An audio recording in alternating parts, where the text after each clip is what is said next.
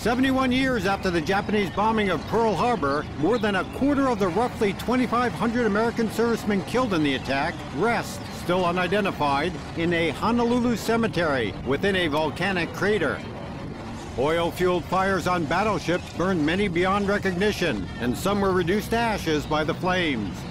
Ray Emory, now 91, first learned of the unknown graves more than 20 years ago when he visited the National Memorial Cemetery of the Pacific shortly before the 50th anniversary of the attack. I think it's more a disease than anything else. It's just something I got involved with. It was very, very interesting, and probably in spite of trying to tell the government they screwed up maybe a little bit here or there, that we've been able to solve some of the mysteries maybe of World War II.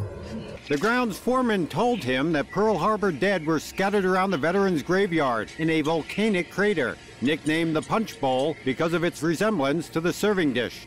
Well, I think they're very, very glad that after all these years they realize that their dreams have been lived, that they've finally got their relative identified, and home is a big thing to them.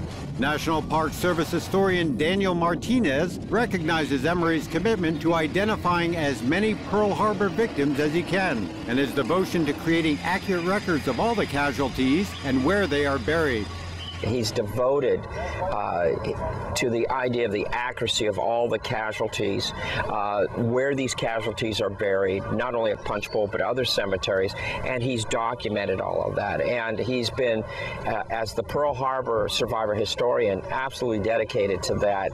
And I don't think a day goes by that Ray isn't thinking about Pearl Harbor and learning more.